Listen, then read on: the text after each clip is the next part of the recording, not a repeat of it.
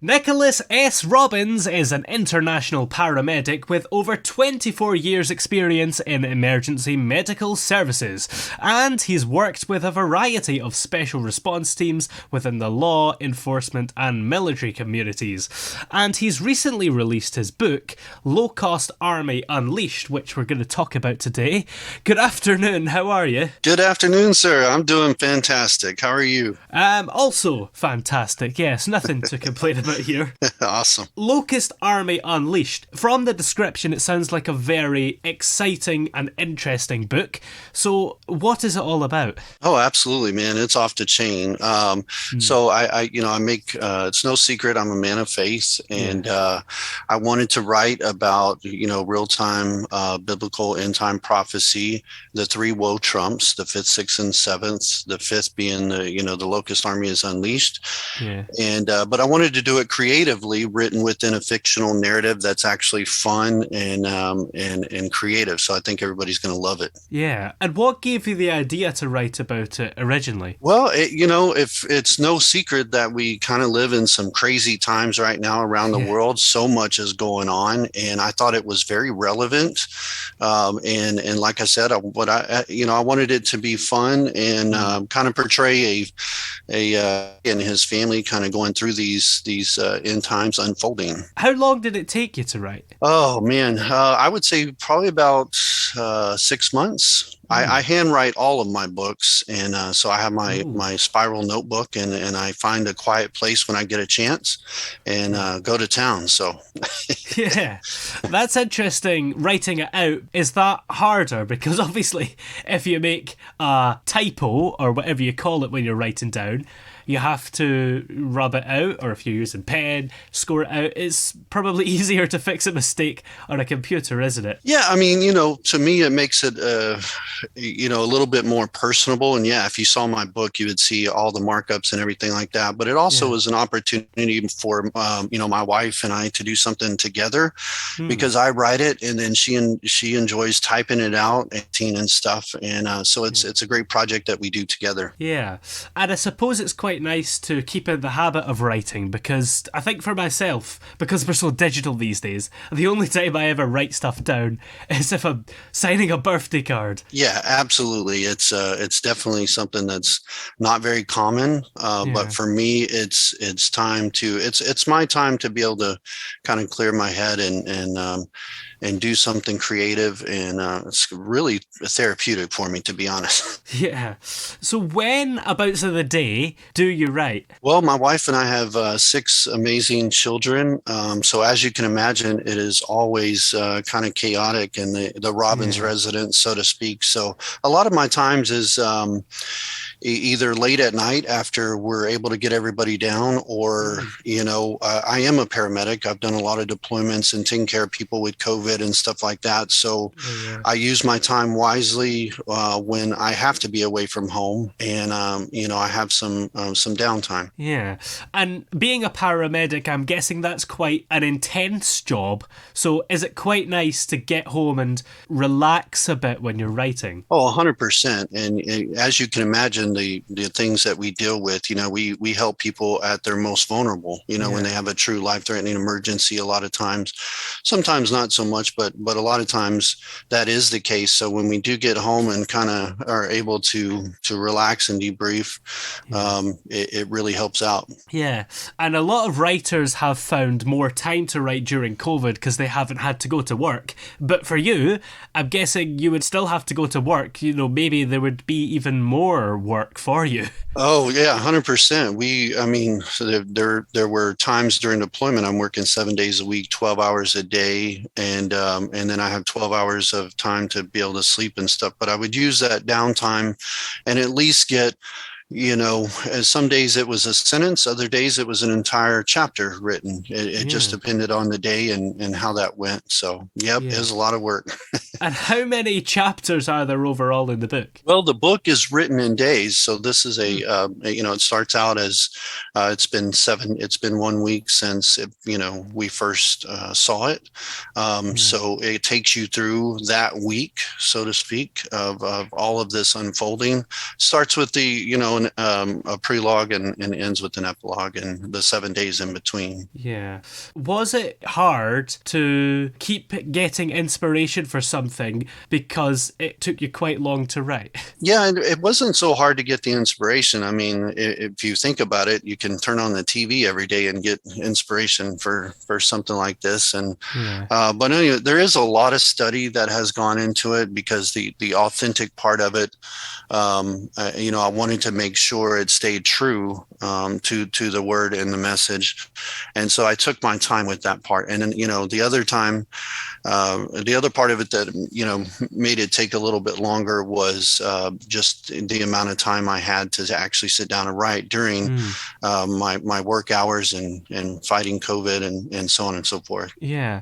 And how's COVID been in other ways? Because although you still had work, you couldn't at some points go out and do the things you'd normally do to have fun. So did you have more time in that respect? For the most part, being in the business that I am, I was just so busy, man. Being a paramedic is very time consuming, and there's so many people that need help on a daily basis that it really took up a lot of my time. Yeah.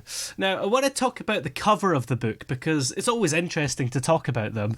You've got quite a cool one because it's grey and you've got this big guy with wings and a stick, and it really lives up to the name, Locust Army Unleashed. Yeah, it's great. I hired an artist, and he's done the work on all of my books so far, and he does such a wonderful job. And it doesn't say true. Truly, the Locust Army in the Bible is not, this pitchforked, red demon winged creature. But at the same time, I did want it to be creative and be eye catching, so that it would, obviously catch people's attention. So I thought he did a phenomenal job, and it's fantastic. Yeah.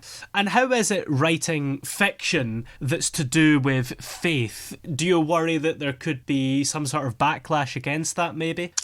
Well, I think no matter what you write, people are going to have, things to say and differences of opinions. And I think that's a lost thing these days. Is it's okay that people have different opinions and different beliefs and things like that. I certainly didn't want to write it to appeal or to make everybody happy, so to speak. It was something that was true to my heart, and I think will be helpful and entertaining. And I'm really excited about it. Yeah. And what are the main things you hope people will get from the book? Yeah, there's probably three main goals that I have for the book. As I said before, I am a man of faith, so it is obviously about biblical prophecy, the three woe trumps of the book of Revelations, but also there's enough study in there that I hope and pray that it piques people's interest to say, you know what, I've never heard of that perspective of it, and maybe it'll inspire them to study a little more, or to at least to reach out. I go through great pains to make sure people don't believe my word for what I've written, but to go study and find out for themselves. And then the last thing really is I want it to be fun and creative, but real. Gideon Gray, the main character in there, is very rough around the edges. He struggles with his faith, and he's very imperfect. And I want people to know that that's all of us, right? We're all imperfect, and but there's room for us all. We shouldn't push people away. We should do what we can to bring people together. Yeah, that's certainly true. And I noticed that Gideon Gray, his second name is spelt the British way that would spell the color grey. Is that intentional? It kind of is. If you think of the world of special forces and things, I'm a big reader, by the way, and in my background, so I love the whole, in addition to reading about leadership and studying that, I read a lot on espionage and different things like that. And there's been a few grays out there, but I wanted it to be slightly different. different. And so I went with that. Gideon as well. I suppose you've got a bit of alliteration in there. Yeah, I mean, Gideon is just by definition of the name is a warrior, a fighter of God, and so yeah, there was a lot of thought. I originally wrote the book with my name just simply as a placeholder until it really came to me who I wanted this character to be. Yeah, I guess it can be sometimes hard to come up with the right character name, can't it? Yeah, I mean, I was probably halfway through the book, maybe a little more before it really hit me what I wanted his name to be. And I had a few of them, but that's what it came to be, and that was perfect. Yeah. Why do you think the book is relevant to today? I think you kind of touched on it earlier a bit, didn't you? Well, it's certainly nothing that I'm putting time frames on or dates or anything like that. I just think it's something that we live in some very chaotic times. There's a lot going on, and with our technology, the world has become a much smaller place. And so we're always seeing what's going on all around the world. It's not just where we live at right here. We're not in this alone. And so I thought a book like this was quite relevant to things that are going on in current events. Yeah. And technology making the world a smaller place, do you think that's a force for good or bad? I think in ways both. I think it's really good because, and I'm actually writing about this in my new book, which is really bringing awareness to mental health issues amongst first responders, and talking about technology. When I was growing up, we had manual stretchers. Now it's power stretchers. So, you don't hurt your back as much. And so, but technology and us being able to communicate even on this call is fantastic. Where I think it's not so great is I think a lot of family time and home time is consumed with technology when it should be concentrated on, communication and love and being together. And I think that's lost a lot today. Oh yeah, that's for sure. We forget that family exists sometimes. I think sometimes it surprises you when you find out there are a lot of families out there that don't sit around a table together anymore or whatever. Yeah, for sure. It's very true. And and my house is no different. We still sit around the table and eat, but it's still a struggle. We have 6 children, so they're always like, can we? Oh, hey, it's time to put the phone down, or And I guess having 6 children, is it hard to buy a table that's big enough? Oh my goodness, man! Let me tell you, it's if it wasn't for just donations and family stuff, because we believe in repurposing things and not necessarily just throwing them away. But thankfully, we've been able to make it happen. And sometimes, especially when family's in town, it might be all the kids sitting around the table and me standing, on the counter or by the counter next to them. So we make it work, though. You've technically got 7 children, don't you? If you count your English bulldog Daisy. Oh man, yeah, she's a spoiled brat. Let me tell you, she's awesome, though. Yeah.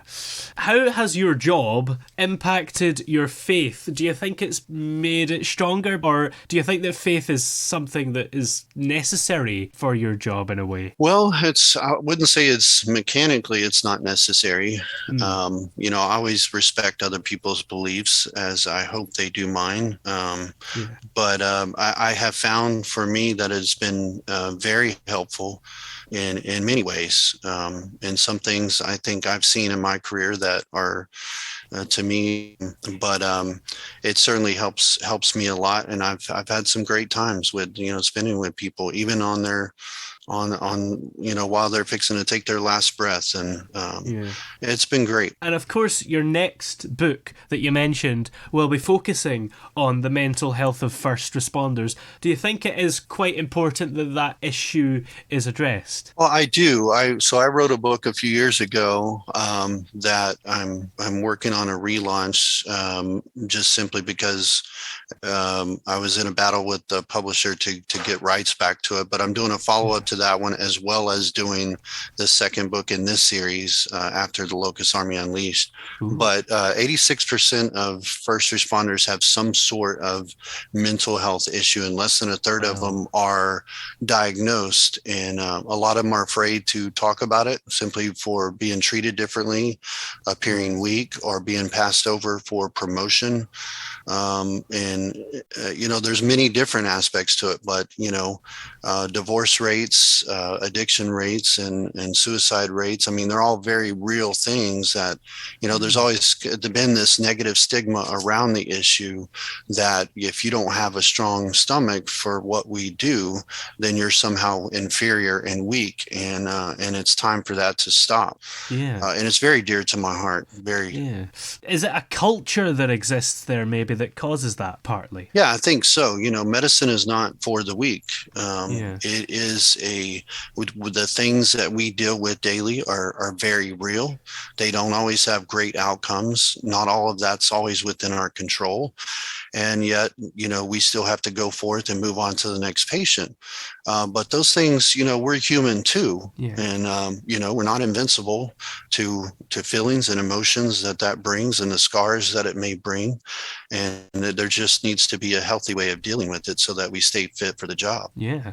And the other book coming up is, of course, the sequel to Locust Army Unleashed. What can we expect from it? Oh, man, it's so fantastic. So there's a lot of building in Locust Army Unleashed up to, the fifth angel sounding and of course, Gideon Gray, he's, like I said, he's rough around the edges. He's kind of forced out of retirement, and he has to kick a little butt along the way. And it goes, when the sixth angel sounds, Gideon Gray's right back at it, and it's a lot more action packed. I mean, it just keeps building and building, and it's been so exciting to write it. I'm about halfway through it. My goal is to have it out before Thanksgiving, so I'm really excited about it. Yeah, that sounds exciting. We haven't got too long to wait, just a few months, I think, but as long as you can get it done. And is it quite hard to write action-packed books? Because do you have to be quite descriptive? Well, yeah, you do. And as I mentioned, I am a reader, and I read a lot of it. I learned so much about, even though I'm an amateur, I've learned so much just in the way that authors that I've followed and read, how they really sculpt things, and they've mentored me a lot in that. The action part of it, my life has been really high speed, low drag anyway, and I love action, so to be creative like that is not too difficult, and I love it. It's, as I said, it's one of the therapies that helps me. Yeah.